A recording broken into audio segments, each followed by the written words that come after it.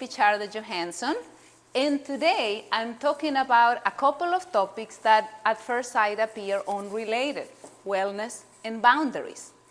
But it is my intention that by the end of this talk, you will not only understand the connection, but you will be a convert.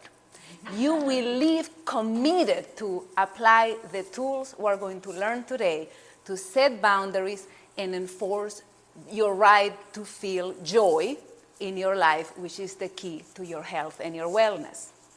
We'll refer to these intentions as we go because they are also the 3 steps of this talk. But first, I have to introduce myself.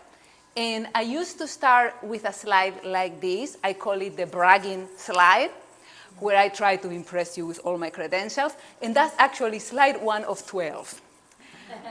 Because I admit I am a compulsive recovering overachiever, living one day at a time, addicted to certificates and diplomas. But just for today, I won't get another one.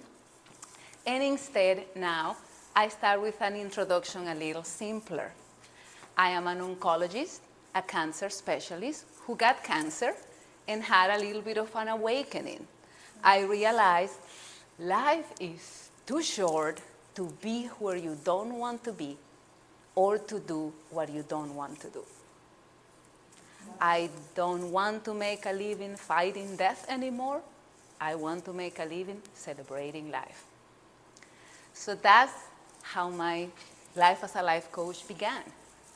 And today, I want to start this talk with an apology. I usually start with a joke, apologizing about my accent. But this is different. Today, I want to apologize for being a doctor. Because this is a wellness event. And we doctors are very well known to be very clueless about wellness. Everybody has heard about the sick care instead of the health care. And doctors can be very oblivious to things that are clearly obvious, as long as they don't show in their medical textbooks the old-fashioned training they had. It's very oblivious. I think you have an arrow through your head, but just to play it safe, let's run some tests. That's what doctors do all the time. And because of that, for this talk, I'm going to claim the step-parent privilege. This is my family, my beloved soulmate husband, David. When he married me, he also married my 4 children, who became his step-kids. And that was right when the first one was turning into a teenager, so not very easy. But he plays it with humor, and he says, well, the good thing about being a stepfather is that if the kid becomes a successful Nobel Prize winner, I get to tell everybody, that's my son. But if the kid screws up and ends up in jail, I can sincerely say, you know, I'm not really related to him. So that is what I do with doctors. When I'm talking about the good things of good doctors, I say we. But when I'm talking about the cluelessness, I say they, they. I'm not one of them. And one of the biggest things, by the way, if someone is a doctor or a nurse practitioner or has a loved one who's a doctor, please know I only tease you because I care for you. In fact, most of my clients right now are physicians, and I am helping them become happier people and enjoy life more by upgrading the way they think.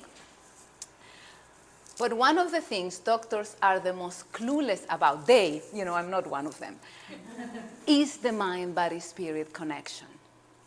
It is so obvious to anybody who thinks for 5 minutes. Of course, our emotions, trauma, unresolved grief makes us feel horrible. It has to have an input in our bodies, in our cells.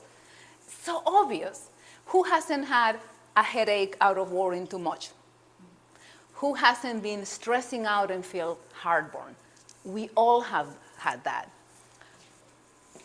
But still, there's doctors out there who think that talking about the mind-body-spirit connection or energy medicine is voodoo stuff, woo-hoo, hippie stuff, even when decent, great institutions like Harvard have created departments to study mind-body medicine and have tons of evidence on the connection. So this is a slide I usually show to the healthcare providers to convince them, if you did not believe your instinct, at least realize that the 3 biggest causes of death in the United States are heart disease, cancer, and accidents. And the greatest risk factors for those are directly related to our psyche: smoking addiction, using food as a mood altering substance instead of nutrition, whether it is McDonald's or it's sugar, alcohol and drugs interfering with our ability to drive. If that wasn't obvious enough, we all know that stress causes adrenaline that raises our blood pressure, our immune system. I don't know about you, but every time I had finals in medical school, after the stress, I would finish and then fall sick with a cold. There's so many obvious things. There's fascinating data on telomeres, those tail ends that when they are longer, we are young, and they shorten as we age, how the enzyme that keeps them long and keeps us young is stimulated when we have a strong reason to be alive. For example, when we're a caregiver. So there are so many things before we go into the depth of it. We are just figuring out the millions of chemical reactions that happen in a cell per second. And guess what? Every one of those proteins and enzymes is made out of atoms. And what is an atom but a bunch of energy that happens to have a little bit of mass in it? And a mass we don't even understand very well, because physicists are going crazy with the particle zoo, trying to understand quantum physics that, depending on your intention, this may be a particle or a wave. So there is so much we don't know that we don't know yet, that I believe in the future, those same doctors who were making fun of energy medicine and saying that Reiki is voodoo or hippie are going to look as ridiculous as the doctors who used to endorse smoking. But I'm preaching to the choir here. So my intention, number 1, hopefully is done. Hopefully we are all hearing the same page, knowing that the mind-body connection is not a hoax, it's true. In fact, I believe it's so important that that's the reason why I am a coach now and not a doctor. Because I believe that helping people be happier and remove from their lives the emotional toxicity in their lives has a much longer and significant impact in their health than catching them when they already have a cancer. So how can I then transfer this into teaching that you should be seeking joy in your life as importantly as you seek nutrition and as you seek hydration and anything else? Well, I'm going to dare you to do this exercise. Feel free to take a picture with your phone if you want to. I dare you. The next time you are holding a grudge against someone, take a moment to feel how that feels in your body. I bet you at the physical level, you're going to feel bad, achy, heartburn, nauseous. Then take a few cleansing breaths and bring to your mind the memory of the happiest day in your life or the person you love the most. Especially if it's a child or a pet, someone who hasn't got on your nerves too much yet. Savor that memory. Really dwell in it and scan your body again. And I dare you not to tell me you feel at the cellular level that you feel better after that exercise.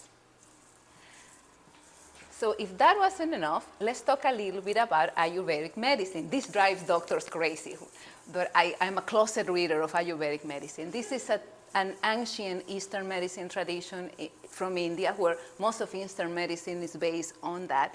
And this phrase, actually, I understood this for the first time by listening to Deepak Chopra talk. Health is not the absence of disease. Disease is the absence of health. What does it mean? The traditional doctor is convinced that there's something wrong with you, and we are going to find it.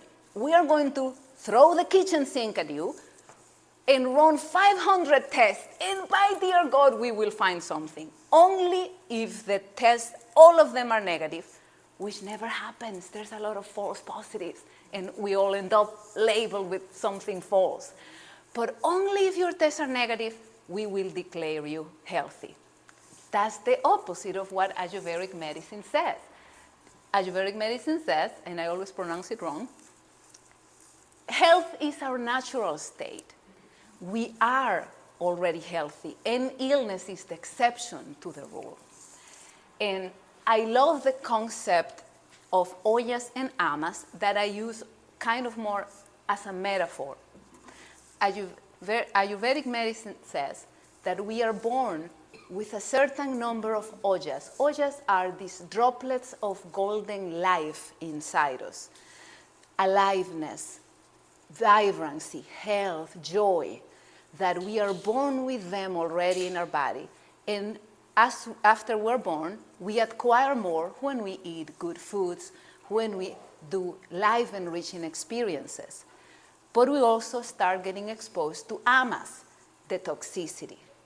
And the literal sense of toxicity that medicine and even holistic medicine takes is the physical one. Your mold, your chemicals, your heavy metals. But I believe even more important than that is what's inside your heart. Even Jesus said that what makes people impure is not what comes into your mouth, but what comes out from your heart. And so if we take the Ayurvedic medicine model is that you have your life, your dose of ojas, and then the toxicity, the ama, makes it go down. And when that dose of vitality and joy and life in you goes below a certain level, that's when illness starts manifesting. So if we were going to, just for a moment, hold on to that and decide that how can we make our vitality, our ojas, go up in our lives? Think about what makes you feel alive. And notice I am not talking about what brings you pleasure, because pleasure and pain are the opposite sides of the same coin, says Eckhart Tolle. The same extra glass of wine that gives you pleasure today gives you a hangover tomorrow. And the same chocolate cake that gives you pleasure today gives you a sugar crash and 5 pounds extra later. So we are not talking about pleasure or pain. We're talking about what makes you feel alive. The real high quality joy. For some people it's nature, whether it is hiking, connection with a sunset, or gardening. For some people it's movement, dancing, exercise. Can it be connecting with another person? Or if you're an introvert like me, your time alone connecting with yourself. Can it be art, crafts, creativity? Can it be music, either listening to it or making it? Writing is a big one for me, learning, spirituality, whatever it is that makes you feel alive, I have a question for you. Are you doing enough of it? When was the last time you gave yourself a consistent dose of those things? And the first answer everybody says is, but I don't have enough time. And that is where that next part of my talk comes about.